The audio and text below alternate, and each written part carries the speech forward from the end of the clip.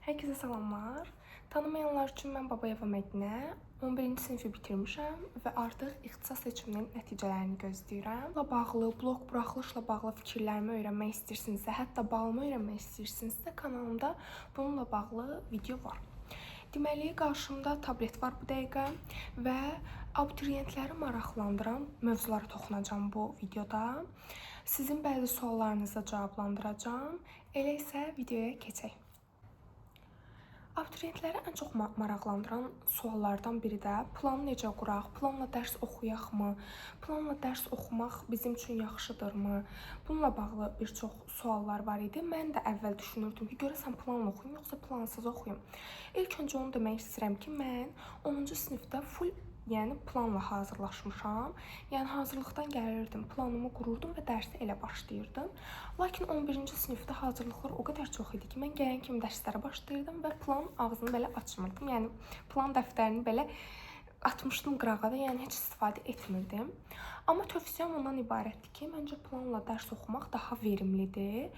Mən məsələn plansız oxuyanda bilmirdim nəyi nə vaxt eləyim və bu da məndə stres yaradırdı.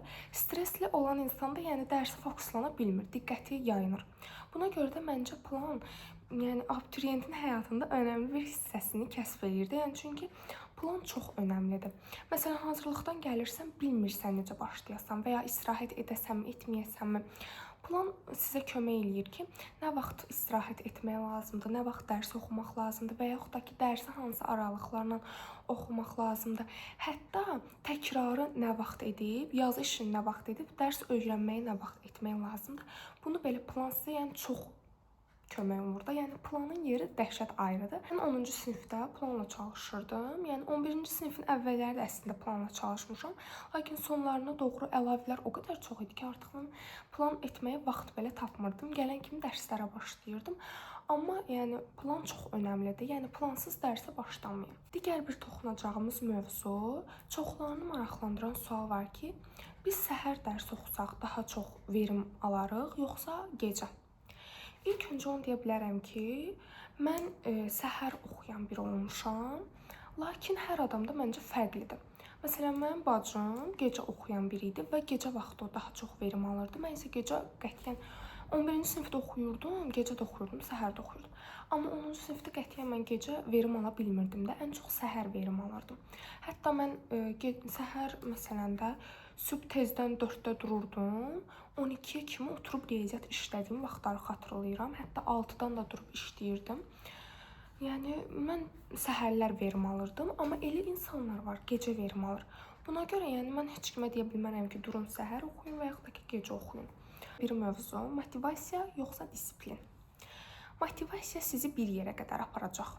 Məsələn, videoya baxırsınız, məsələn mən həmişə elə eləyirdim. Dərs oxuyan qızları və yaxud da ki, dərs oxuyan insanlara YouTube-da falan baxırdım və motivasiya gəlirdi. Dururdum, mən də oxuyurdum. 5 dəqiqə sonra dərsi eləyə bilməyən kimi və yaxud çətinliyim olan kimi atırdım qırağa. Amma sonra gördüm ki, yəni bu düzgün bir şey deyil. Əsas disiplindir. Siz qarşınıza bir hədəf qoyursunuz, yenə bir plan qoyursunuz və o plana riayət eləməyə çalışırsınız. Və beləliklə disiplin, siz məsələn deyirsiniz ki, ay mən 5 dəqiqə uzanım və yaxud da ki 5 dəqiqə yatım, amma disiplin sizə buna icazə vermir. Dur onu 5 dəqiqə elə, sonra ged nə qədər istəyirsən istirahət elə. Yəni disiplin çox önəmlidir. Hətta mən ingiliscə bir podkast dinləyirdim. Orada deyirdi ki, məsələn də mən çox yorğunam, bütün günü dərs oxumuşam və yaxud da ki işləmişəm və evə gəlib 10 dəqiqəlik işimi görməyə əvəzinə mən yatıram. Amma düşünür ki, həmin insan, mən zaten o gün işləmişəm də, niyə heyf eləyim? Yəni gecə də məsələn də başımı yastığa qoyanda düşünürsən ki, o boyda iş gördüm, amma o 10 dəqiqəlik işə görə mən günümü yəni pis keçirtmiş kimi düşünürəm də. Mən də elə düşünürdüm şəxsən. Hazır o 10 dəqiqəlik işimi görüm, daha sonra yatım. Onda həm də insan da daha belə təmkinlə yatır. Mən məsələn dərsimi eləməyəndə o qədər stresli olurdum. Gecə başımı belə yastığa qoyanda yata da bilmirdim. Gözümə yuxu da girmirdi.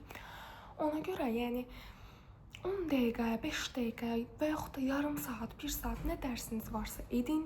Ondan sonra gedin nə istəyirsiniz eləyin, yatın, dincəlin. Hətta 10 dəqiqə, 15 dəqiqə dincəlin, daha sonra başlayın, təkrarlarınızı edin. Nə işiniz var, edin.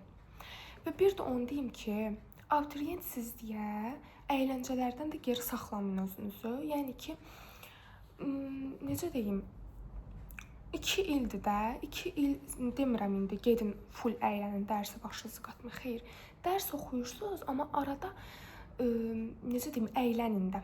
Mən bir ara özümü ancaq dərsə vermişdim və əylənmək istəmirdim, amma bu düzgün deyil. Yəni sizin başınız çox da dolu olanda başınıza heç nə girmir. Ona görə çalışın, əylənməyi də bacarın. Və bir də onu deyim ki, çoxları deyir ki, mənim diqqət əksikliyim var və yaxud da ki, dərsə fokuslana bilmirəm, fikrim yayınır. Məndə 11-ci sinifdə bu oldu. 10-cu sinifdə bu yox idi də. Mən daha sonra Pomodoro üsulu ilə dərs eləməyə başladım. Yəni ki, 30 dəqiqə falan dərs eləyirdim və yaxud da ki, 40 dəqiqə. 10 dəqiqə istirahət eləyirdim, gedirdim kofe içirdim və yaxud da ki, idman eləyirdim, biraz həyətə falan çıxırdım və yaxud da gedirdim ailəmlə vaxt keçirdim də, evdəkilərlə söhbət eləyirdim. Bu məncə diqqətiniz əgər yəni tez yayınırsa, məncə yaxşı bir yoldur. Yəni bunu da yadınızda saxlayın. Əgər diqqətiniz yayınırsa belə eləyə bilərsiniz. Musiqi ilə dərs. Məncə İlk öncə onu deyim ki, çoxları bizə deyir ki, musiqi ilə dərs eləyəndə insanın daha yaxşı yadında qalır. Mən elə düşünürəm ki, musiqi ilə, yəni səsli musiqi ilə dərs oxumaq o qədər də yaxşı bir şey deyil. Məsələn, riyaziyyatda yaxşı bir şeydir. Hə, okey. Məsələ deməyim də, misal falan həll eləyirsənsə, o oxusa səni narahat eləməz. Amma tarix olsun, coğrafiya olsun, nə bilim, fizikada oxuyursunuz da, məsələn, o olsun. Məncə sözlü musiqi dinləməkdənsə, necə deyim, sadəcə mahnı səsi olan, melodiyası olan musiqi dinləsəz daha yaxşı olar. Məncə onda daha insan fokuslana da bilər dərsə. Amma sözlü musiqidə artıq bir də baxırsan ki, dərs eləyə sən də oxuyursan. Məncə o çox da verimli deyil. Bu mənim fikrimdir. Yəni elələri var ki, yəni o musiqi ilə də fokuslana bilir, amma bu mənim fikrimdir. Belə. Daha sonra telefon. Yəni telefon çox önəmlidir. Yəni ən önəmli hissə telefondur. Sən əgər dərs eləyəndə 2 dəqiqədən bir telefona bağla qoyuram. Yox, belə şeylər eləməyin. Telefonumu səssiz al, qoy qırağa da deməyəcəm. Wi-Fi söndür, qoy qırağa da deməyəcəm. Telefonunu komple söndürürsən, əgər sənə orada lazımlı PDF falan yoxdursa. Aparırsan, qoyursan digər otağa. Və yaxud da ki, apar ver anava, bacıva, kiməsə də, qardaşına. Və başda otur dərs və elə.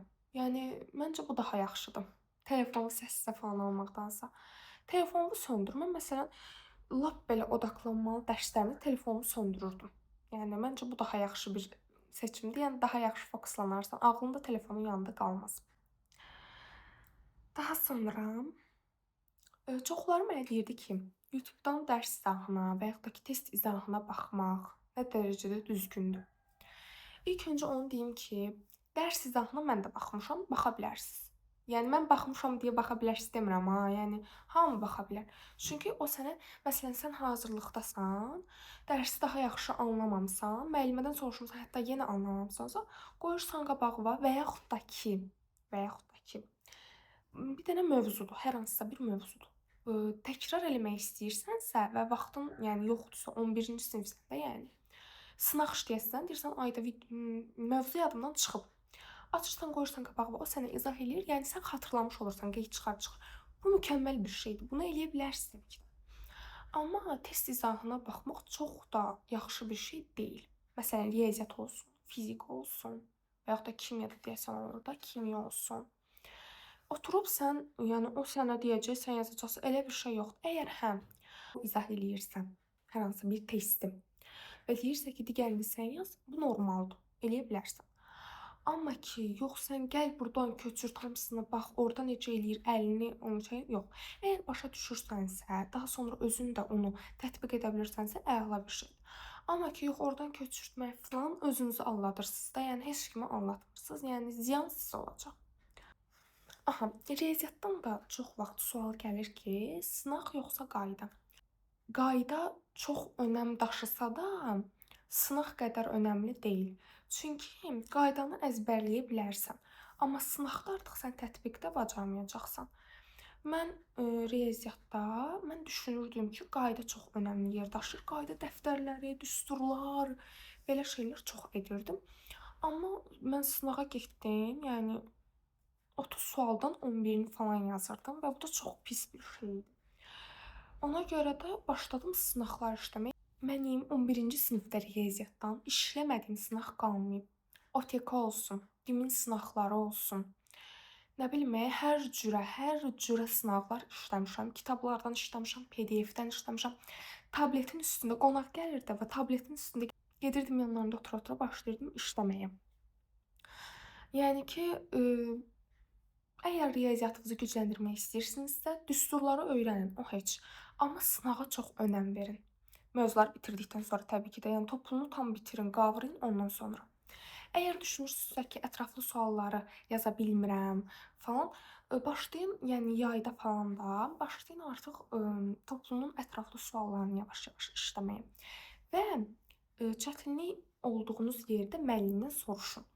Deməyin ki, ay bu sual asandır, müəllimdən soruşsam məni əsəbləşir. Mən də elə düşünürdüm, amma ki müəllim məni öldürsə də mən o sualı verirdim müəlliməyə. Çünki bilməməkdənsə öyrənmək yəni daha yaxşıdır. Riyaziyyatım zəifdir, səncə ikinci qrupu seçimmi? Onu deyim ki, yəni mən də düşünürdüm ki, riyaziyyatım zəifdir, amma gücləndirdim. Yəni ki, məncə çalışdığınız qədər riyaziyyatınızı gücləndirin. Çünki ikinci qrupda riyaziyyat 100 bal buraxılışda verir, 150 bal blokda verir. Yəni çox önəmli bir bal daşıyır da, 250 bal verir sizə. Buna görə də məncə, yəni çalışsaz gücləndirə bilərsiniz, az da olsa. Bəli dostlar, mənim abituriyentlərə dəstək məqsədilə çəkdiyim bu video bu qədər idi. Mənə nə sualınız varsa, şərhlər qismində bildirməyi unutmayın. Bütün abituriyentlərə uğurlar arzulayıram. İnşallah nə qədər əziyyət çəkmisinizsə, o qədər də bəhrəsini görərsiniz. Sizə uğurlar, bol şanslar və çoxlu qüvvət arzulayıram ki, o dərsləri eləyə biləsiniz. Ümidvaram videomu bəyəndiniz. Əgər videomu bəyəndinizsə, videoma like atmağı və kanalıma abunə olmağı unutmayın. Kanalımda bu cür videolar olacaq. Kanalımı izləməyi unutmayın. Sağ olun.